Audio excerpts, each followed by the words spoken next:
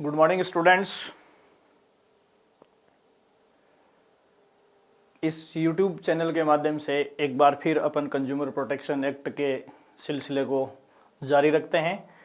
देखिए, consumer protection act में उपभोक्ताओं के संरक्षण की अपन बात करते हैं। तो जब भी किसी कंज्यूमर के हितों पर प्रतिकूल प्रभाव पड़ता है तो सबसे पहले जो त्रिस्तरीय उपभोक्ता विवाद निस्तारण संस्थाओं की चर्चा अपन डिटेल से इस अधिनियम में करते हैं।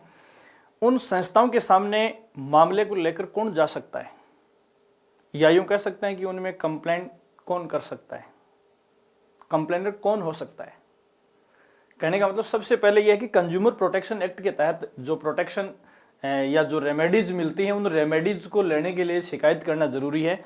तो सबसे पहले हमें ये ध्यान रखना है कि शिकायतकर्ता इस एक्ट के अधीन कौन हो सकता है। तो देखिए, आपके सामने ये जो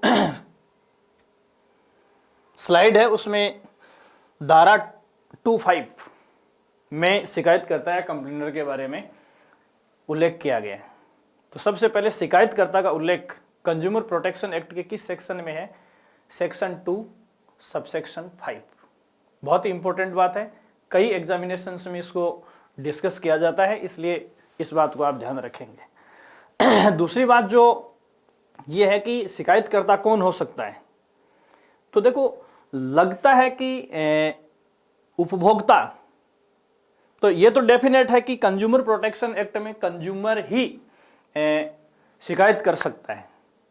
लेकिन जैसे अपन ने पर्सनैलिटी में पढ़ा था लॉ ऑफ टॉर्ट में कि पर्सन कौन है, तो पर्सन नेचुरल और आर्टिफिशियल। नेचुरल पर्सन में ह्यूमन बीइंग जिसके पास अपना कॉमन सेंस है, और आर्टिफिशियल पर्सनैलिटी में अपन पढ़ते हैं इंस्टीट्यूशंस को, संस्थाओं को पढ़ते हैं। तो यहाँ देखिए, केवल ह्यूमन बीइंग ही शिकायतकर्ता हो सकता है या उसके अलावा कोई और भी हो सकता है। तो पहली बात देखिए, यहाँ कुछ कैटेगरीज इस एक्ट में बताई गई है। पहली श्रेणी जो है वो शिकायतकर्ता की, वो है उपभोक्ता कंज्यूमर। यहाँ कंज्यूमर के बारे में अपने को जानना जरूरी है। देखो, सामान्य भाषा में कंज्यूमर कौन है, तो किसी भी सेलर से या प्रोड्यूसर से सामान खरीदने वाला हर व्यक्ति कंज्यूमर नहीं होता है। देखो, कंज्यूमर वस्तु के विक्रय के सिलसिले में या श्रेणी में या क्रम में वो व्यक्ति है जिसने वस्तु को अपने उपभोग के लिए खरीदा है और वो व्यक्ति और आगे उसे फायदे के लिए कहीं विनियोजित नहीं करता है।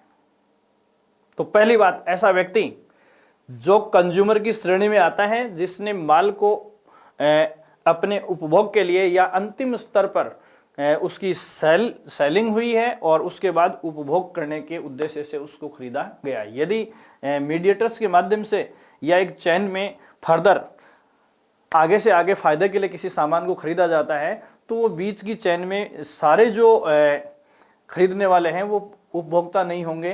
केवल जो अंतिम छोर पर वस्तु को उपभोग के इरादे से खरीदता है और आगे फायदे के लिए उसे विनियोजित नहीं करता।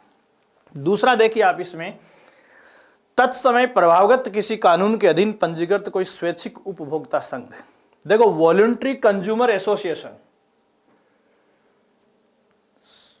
वॉलंटरी कंज्यूमर एसोसिएशन जो किसी कानून के अधीन जिनका रजिस्ट्रेशन है, जिनका कोई अस्तित्व है, वो सब उपभोक्ता की श्रेणी में आ सकते हैं।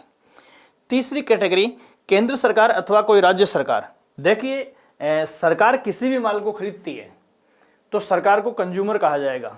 अब देखो, सरकार एक अमूर्त विचार है, सरकार किसी चीज का उपभोग नहीं करती है, लेकिन सरकार की जो इकोनॉमिक डेफिनेशन है वो है कि सरकार घाटा खाने वाली एजेंसी का नाम है, और सरकार कभी भी जनता को प्रोवाइड करवाने के लिए इस प्रकार के प्रोडक्ट को इस उद्देश्य से नहीं खरीदती है कि वो अपनी जनता को सेल आउट करके उससे फायदा उठाए।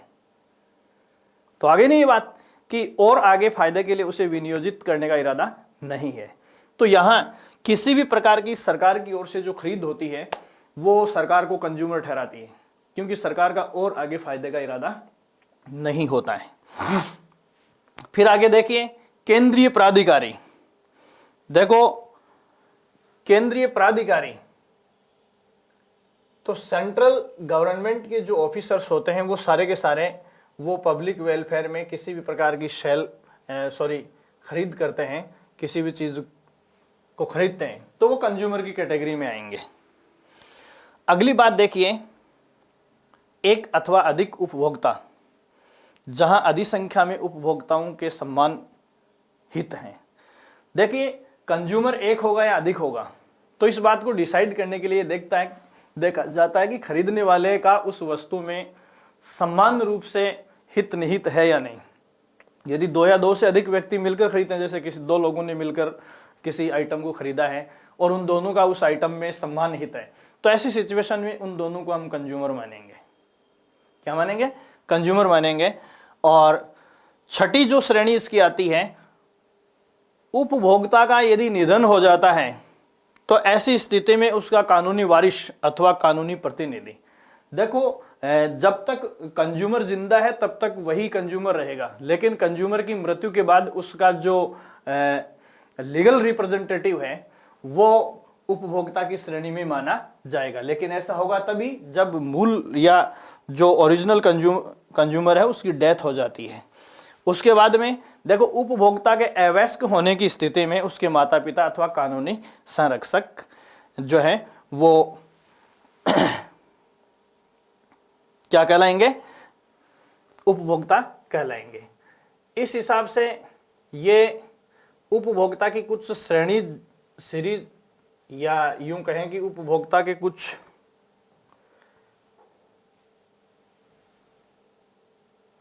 टाइटल्स जो है वो मैंने आपको बताए हैं।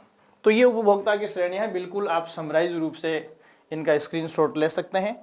तो आज मैंने आपके साथ जिस चीज़ को डिस्कस किया है वो है कंज्यूमर प्रोटेक्शन एक्ट के तहत कंप्लेनर या शिकायतकर्ता कौन हो सकता है। Thank you so much.